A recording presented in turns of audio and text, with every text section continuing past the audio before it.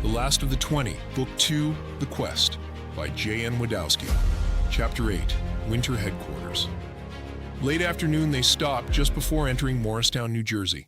Miller was very pleased with Nathan. Before sunset, they had covered 25 miles for the day. Nests. Morristown is surprisingly clear. 124 reported, 16 miles east is Newark, New Jersey, where there are over 100 nests with over 10,000 infected. We are outside their 10-mile feeding range. 10,000? Nathan was shocked. Don't forget that New York City has hundreds of thousands, his father reminded him. In contrast, when the virus struck New York City, there were 8 million souls living in the city. The greater New York metropolitan area had over 26 million people. Fun fact, the New York metropolitan area had a larger population than the entire populations of many nations of the time: Norway, Denmark, Sweden, New Zealand. 124 began rattling off the list of nations. We get the point, 124. Are there any other nests near us? Miller refocused him. There are 2 nests west of Morristown, less than 6 miles out. One is 20, the other is 18. They are 3 miles apart from each other. That is odd. What is odd? Miller asked. They are both in the basements of homes, not in urban centers. 124 explained. That is odd. They usually seem to prefer nesting inside city ruins. 6 miles would put us within their feeding range. Are those the closest nests? Miller wanted to confirm. Yes, Miller, are you asking another stupid question? Please forgive me that I do not have the memory or processing power you have. I just wanted to be sure I know where all the playing pieces are on the board. Miller stated as he began walking towards the small abandoned city ahead of them. I forgive you, 124 responded. Morristown. Nathan recalled. Grandpa mentioned Morristown, New Jersey, in one of his history lessons. It was an important place during the American Revolution, if I remember correctly. You do, young Mr. Miller. Morristown was the Continental Army's winter headquarters for 10,000 soldiers during 1777, 1779, and 1780. The Ford Mansion, where General Washington made his headquarters, was preserved as a historical site. Can we spend the night there? Nathan asked his father. How far is it from Interstate 287, and does it have a second floor? Miller asked MCS 124. It does, and it is only 1/10 of a mile east of the highway. It would be a very suitable and convenient location to camp. Cool. Nathan voted to camp where George Washington once slept. Half-hour later, they used the entrance ramp to the highway to climb out of the gully I-287 used to cut through Morristown. Reaching the top of the ramp, they turned east on the remains of Morris Avenue. Behind them, the setting sun turned the sky into a warm golden yellow. On the right side of the road, ahead of them, was a bronze statue. The statue stood across the street from the wide lawn of the yellowed, once white wooden Ford Mansion. Deer feeding on the lawn, spotting them, first froze and then suddenly leaped away from them. As they got closer, Miller began to assess the building for their campsite. Nathan, in contrast, made a beeline for the statue. George Washington? He looked up at the bronze figure mounted on a bronze horse. The greenish statue stood atop a granite pedestal engulfed in vines and weeds. Miller was a bit surprised that when he looked up at the noble figure, he actually felt a bit impressed. Father of the United States of America. He recalled his lessons in Shelter 1. Grandpa would say, the father of our country, Nathan pointed out. Grandpa grew up and fought in the China-Taiwan War when there was a United States.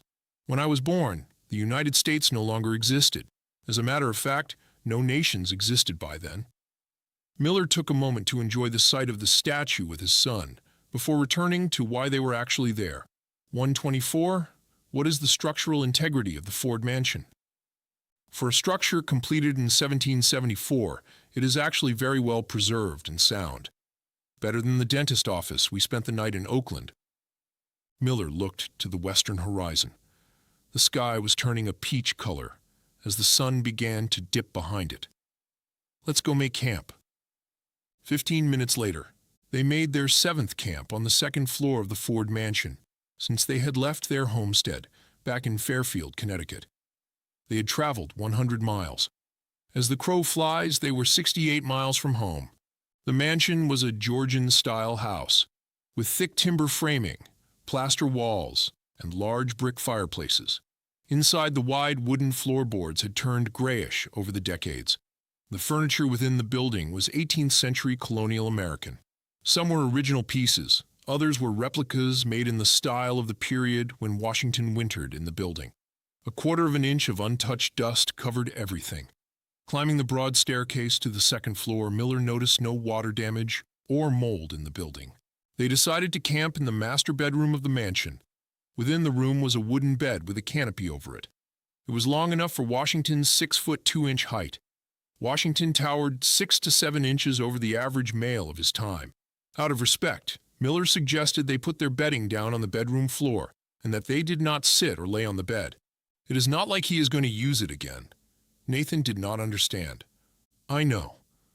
I just don't feel right about it. His father insisted. It is clearly big enough even for you, Pop. It should be. Washington was 2 inches taller than Miller, 124 pointed out.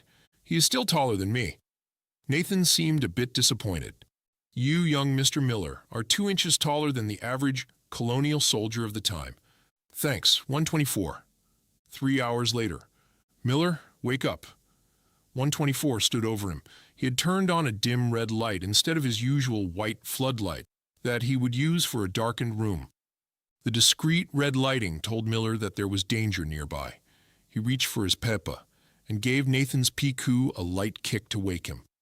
Nathan rubbed his eyes and was about to speak when his father placed a finger over his own mouth and shook his head no. Nathan quietly reached for his rifle beside him and stood up. Miller knelt by the window that looked over the lawn that was illuminated by a full moon. He noticed a group of figures in the distance, approaching from the west. The Prune Faces? From 6 miles out? He whispered to 124. Yes, the mobile command station confirmed. And to the northwest, you will note the second group also heading this way. They are both heading east. Neither group is stalking prey. They are moving quickly. They are linking up with the 10,000 in Newark? Nathan asked, also keeping his voice low. Perhaps. I think that is a very intelligent guess, young Mr. Miller. Thank you, 124. You are most welcome, young Mr. Miller. So you think they will move past us? We are not their objective? Miller looked through the scope on his rifle at the first group.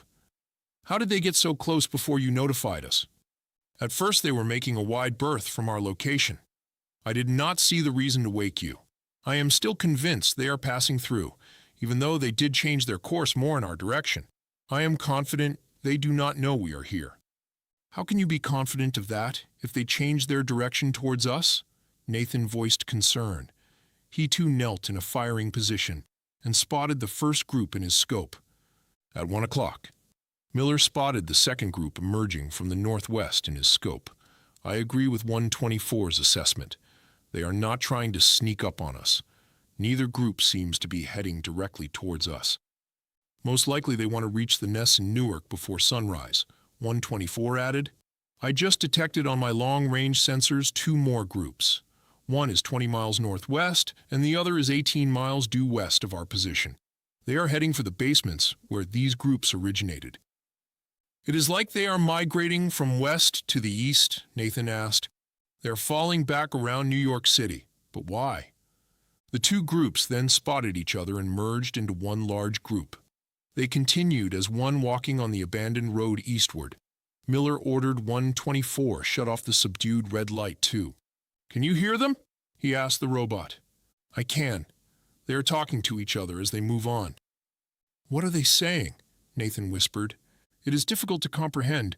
It is a jumble of some English, with Spanish, Ebonics, Chinese, French, Russian, Korean, and animal grunts. I do not even think they understand each other anymore. At best, my guess is they are merely greeting each other and identifying themselves. I cannot decipher anything else from their conversations. They stood down as the newly formed group of Prune Faces walked further east into the darkness. As they walked off, Miller imagined them wearing redcoat uniforms. He shook his head to regain his senses, realizing he needed to get back to sleep. The excitement is over. Let's turn in, Nathan.